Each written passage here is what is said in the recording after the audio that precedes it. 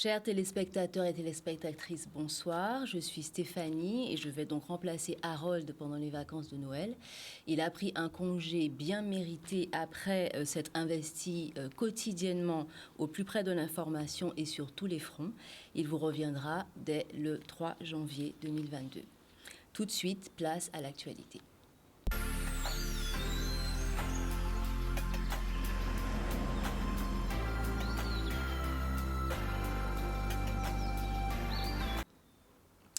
Nous sommes lundi 13 décembre. Nous commençons par une mutualisation des moyens financiers et logistiques. C'est le maître mot de la rencontre qui a eu lieu ce matin à Taonaba, aux Abîmes. Le sous-préfet Cyril Roule rencontrait Cap Excellence pour la signature du plan local pour l'insertion et l'emploi, un sujet de Nicolas Hachi. On regarde. Le plan local pour l'insertion pour l'emploi, c'est un dispositif partenarial qui permet d'échanger de l'information, d'échanger des contacts et d'avoir une stratégie sur un territoire donné en matière d'insertion sociale. Il n'y a pas nécessairement de tranche d'âge, mais ce sont les personnes, comme cela a été présenté, qui sont aussi volontaires, qui font action quand même d'un volontariat pour s'insérer dans ce parcours d'inclusion et qui se trouvent aujourd'hui les plus éloignés de l'emploi. Alors les personnes qui peuvent être en situation de décrochage scolaire, ça peut être les jeunes, ça peut être les moins jeunes. Évidemment, il n'y a pas de restriction et il n'y a pas de priorisation. Tout le monde est, j'allais dire, le bienvenu pour bénéficier des services de ce pli. Le département est un partenaire essentiel dans l'action d'insertion de la Guadeloupe. Et donc, plus singulièrement, ici à Cap Excellence, nous sommes un partenaire financier et un partenaire administratif pour ce plieur. Et donc nous allons bien évidemment, au-delà de l'enveloppe financière que nous mettons à disposition, mettre l'ensemble des moyens du département en termes d'insertion et de suivi des BRSA à la disposition de la zone centre pour travailler ensemble. Parce qu'il s'agit réellement de mutualiser les moyens et éviter qu'il y ait des déperditions de moyens. Parce que nous avons des enveloppes de manière générale qui sont très importantes. Nous avons des moyens qui abondent tout le temps, mais malheureusement dans la lecture, eh bien souvent, on constate qu'il y a des échecs. Il faut mutualiser, il faut que tout le monde puisse travailler ensemble et c'est le sens de l'engagement du département. Un pli qui a été travaillé durant un certain nombre d'années et qui aujourd'hui prend corps puisque nous avons tous nos partenaires assis autour de la table qui ont pu signer sur cette convention. Un pli qui aujourd'hui prendra toute la mesure et la dimension du travail à accomplir sur le territoire de Cap Excellence. C'est un territoire où il y a quand même une population assez importante, avec beaucoup de personnes au chômage, plus de 30% de la population. Et c'est vrai qu'aujourd'hui, nous avons réussi à nous mettre ensemble pour coordonner ce dispositif qui permettra d'accompagner les personnes qui sont les plus éloignées de l'emploi, de les accompagner de manière individuelle mais aussi de manière globale, de mettre ensemble les acteurs économiques, les acteurs socio-économiques pour pouvoir trouver des réponses adaptées à la situation de chaque individu. Les enfants d'aujourd'hui sont les constructeurs et les conservateurs de demain. C'est la philosophie que souhaite défendre l'association Cap Guadeloupe et l'Académie de Guadeloupe. Transmettre l'idée d'une agriculture propre, respectueuse des écosystèmes et des équilibres. Un reportage à la ferme en polyculture de l'Institut national de la recherche pour l'agriculture, l'alimentation et l'environnement avec Michel Depape. On regarde. Recevoir des enfants nous paraît primordial dans ce type de projet. Les enfants d'aujourd'hui sont des agriculteurs de demain, les consommateurs de demain, les citoyens de demain.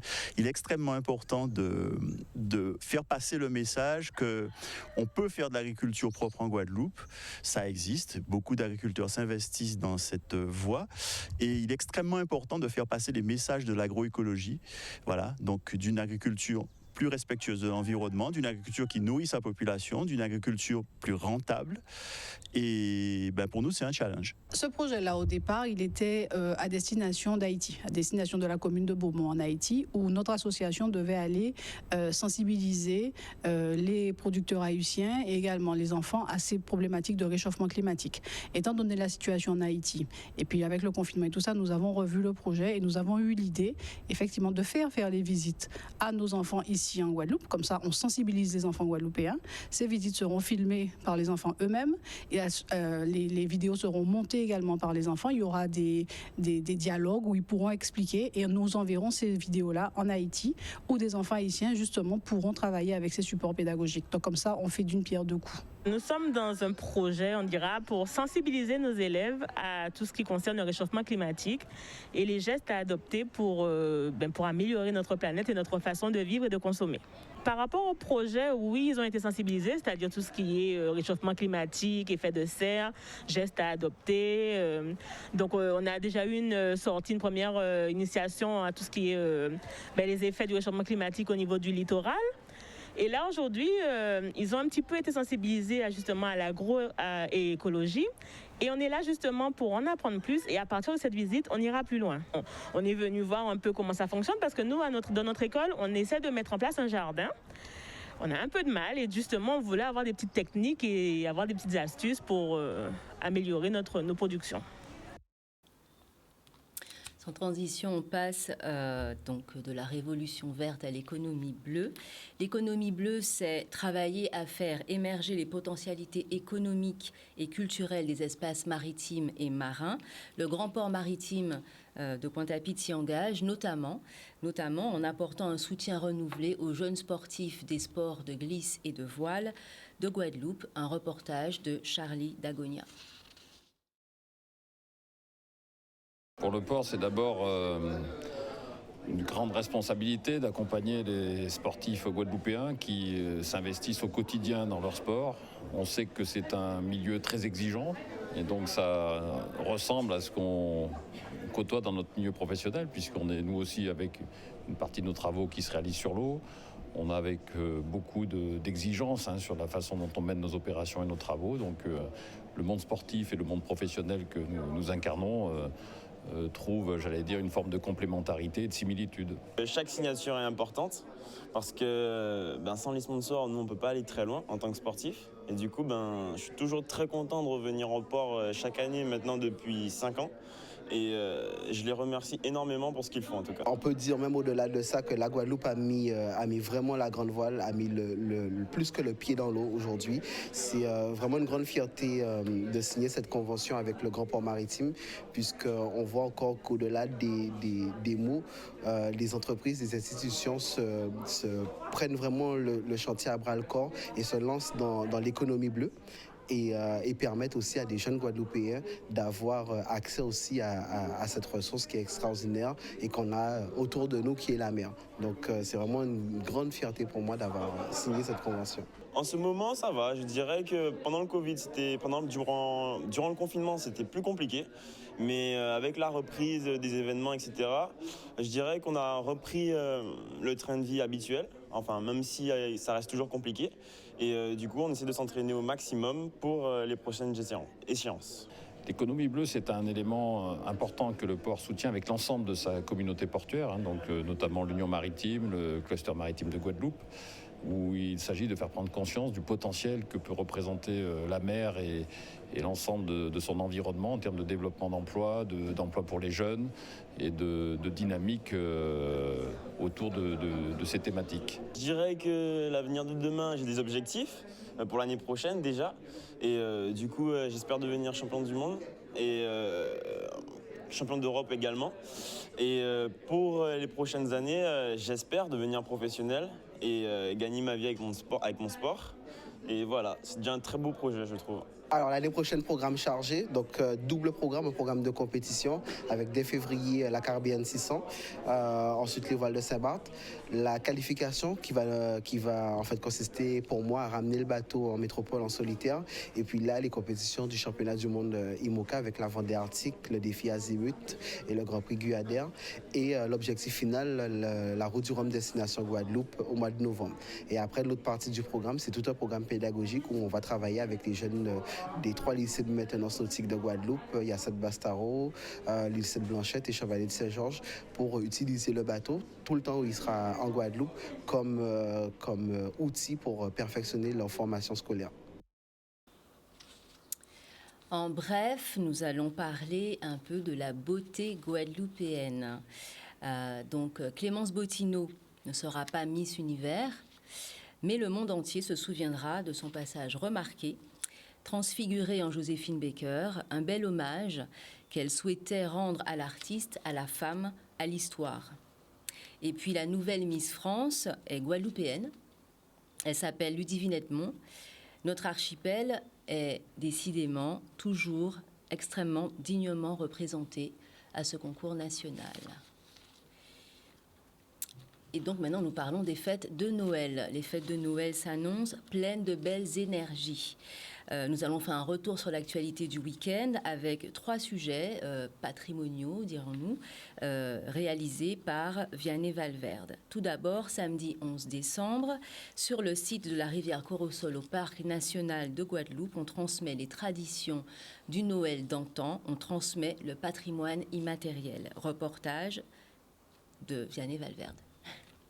On accueille le public sur l'aire d'accueil du site de Corosol afin de leur faire participer à ce qu'on appelle une animation autour de décembre en Guadeloupe. On propose aux visiteurs de venir voir comment se passait un petit clin d'œil à comment se passait la Noël de manière traditionnelle. On a des ateliers de fabrication de confiserie traditionnelle, mais on a du sucre à coco, doucelette.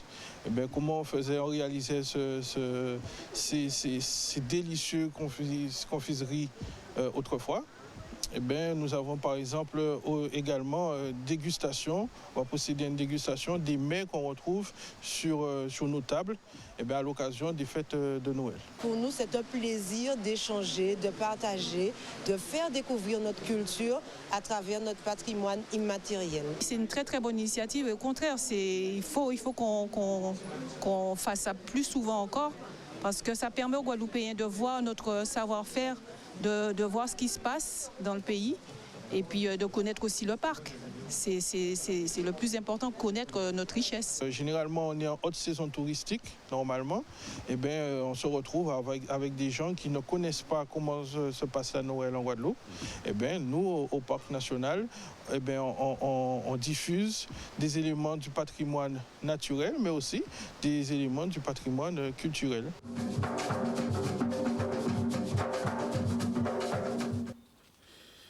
La Guadeloupe est riche et les artisans sont nombreux, la créativité est exponentielle, je dirais, même en ces temps de crise, la créativité est exponentielle. Hier, dimanche 12 décembre, se déroulait la première édition du marché des pépites qui aura enchanté les personnes qui ont déambulé et les exposants.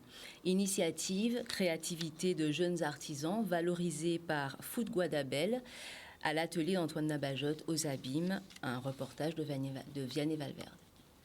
Le marché des pépites, c'est une initiative pensée par nous et pour valoriser les pépites comme on aime les appeler, mais autrement dit les talents locaux, nos talents à nous, soutenir l'économie locale et faire découvrir le panel d'artistes, d'artisans, de producteurs et d'initiatives locales.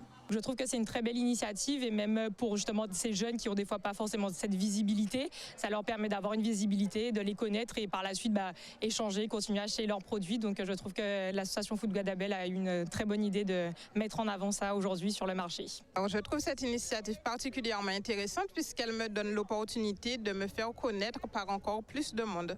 Déjà, pour commencer, j'avais une petite idée de ce à quoi ça allait ressembler. Et l'initiative me semblait déjà bien. Et arrivée sur le marché, agréablement surprise de voir que c'est possible de réunir en fait des entrepreneurs qui mélangent l'innovation, l'invention avec la culture. Et avec, par exemple, pour mon achat, des plantes et des choses qui nous entourent avec lesquelles on vit au quotidien et qui sont réutilisées pour donner d'aussi belles choses. J'ai fait un achat qui est une huile pimentée qui est créée par la maison La Fumée à partir de piments, de citron et qui fument leurs huiles. Donc je trouve que c'est très bien vu que c'est un petit twist et quelque chose qu'on ne retrouve pas partout. Donc c'est très intéressant. Première édition qui, ma foi, et très, très, très intéressante, très enrichissante. Et on pourra dire une édition à succès parce que vraiment, on a eu de l'affluence, que ce soit au niveau des exposants qui ont répondu présent, volontiers, et qui nous ont fait part de ce besoin de se retrouver, de retrouver du monde dans un contexte assez anxiogène. Et quant au public, alors là, on les remercie vraiment chaleureusement parce qu'ils ont répondu présent et vraiment, ça nous touche beaucoup. Action citoyenne à Bemao, nous restons donc sur le territoire de Cap Excellence. De jeunes influenceurs se font ambassadeurs du Sebastiano Caribbean Challenge. Good spirit, fair play, engagement autour des jeux traditionnels. Une belle bouffée d'air frais dans ce contexte social qui était relativement délétère ces dernières semaines. On regarde donc ce dernier reportage de Vianney Valverde. Nous avons été sollicités par notre ambassadeur TikToker très connu, Raylan Case, en Guadeloupe, qui nous a fait part de son envie de réunir, de rassembler les micro-influenceurs de la Guadeloupe suite aux récents événements, également par rapport à cette période un peu maussade de ces derniers mois, voire même ces dernières années.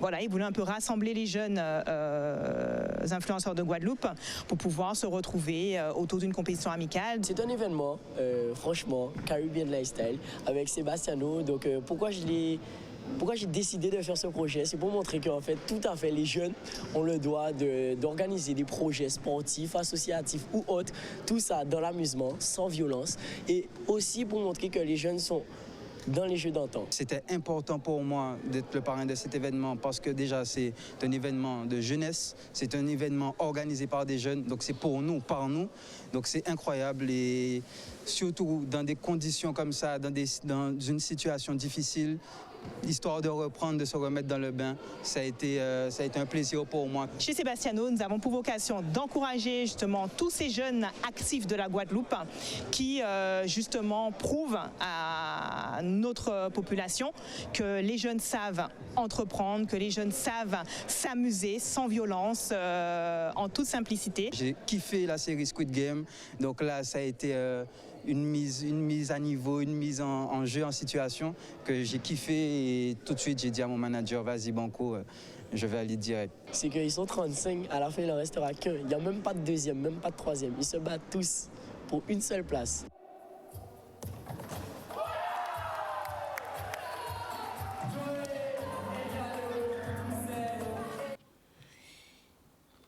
Enfin, dernier titre de l'actualité, Canal 10 chantera Noël dans quelques jours avec le groupe Restant Là. Olivier Moradel a assisté à une répétition de l'orchestre pour des festivités qui se présentent sous le signe de la résilience.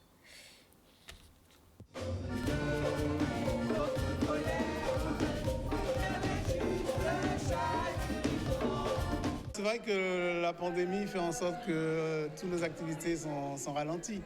Donc on avait prévu de partir en métropole depuis l'an dernier. On n'a pas pu le faire. Et donc tout ça est en stand-by en attendant qu'il y ait une éclaircie de la situation. Ça avec la pandémie là, ça fait un l'hôpital, mais nous espoir quand même, avec restant là, nous donnons une activité qui va permettre nous de quand même faire résistance.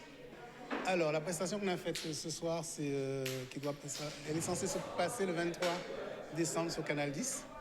Voilà, donc on espère que ça plaira au public et ça leur permettra de passer quand même de bonnes fêtes de Noël. Joyeux Noël, joyeux Noël, c'est Noël, c'est tradition à pays là. Joyeux Noël, joyeux Noël. Noël, c'est tradition à pays là. L'année passée, nous étions faire Noël. L'année là, ça nous que le, il y avait janvier, nous que voir.